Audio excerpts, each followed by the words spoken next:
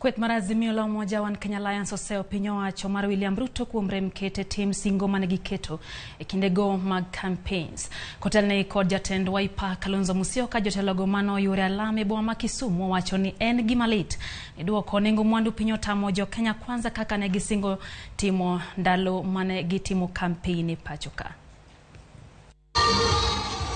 E kinde alam ma Jumapile kanisa mar Deliverance Kisumu, jotelo magazimio la umoja wa Kenya kotelne kod jatend Wiper Kalonzo Musyoka owuok tung' mosuo kotelo mar Kenya kwanza kaluwore kod ngima mamedo bedo matek ne jopiny.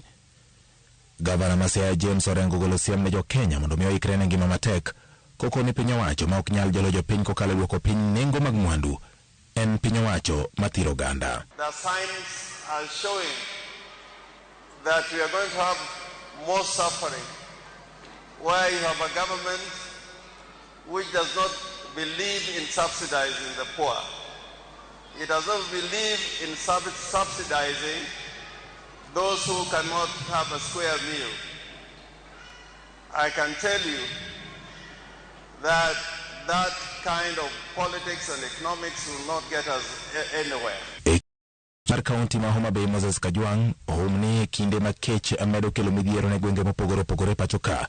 Jotelo mancho gwele lemo mar tend migepe jochamo nyadhi kendo sungo ne jo Kenya kwano omenda magingo. Life has become unbearable for Kenyans, and the question is whether it will be unbearable for 5 years or for 10 years. When you look at the fight against corruption, it has been abandoned. In fact, corruption has become a virtue rather than a vice in this country.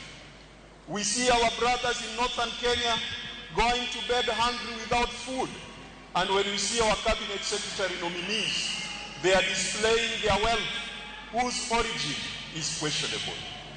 The hustlers' agenda has been abandoned. It is time for billionaires now to share the cake, and the hustlers have been kept away. Kodiro kwe wang piny owacho mar William Ruto. Jatend Wiper Kalonzo. Imagine, parents, this country needs deliverance. And now the church,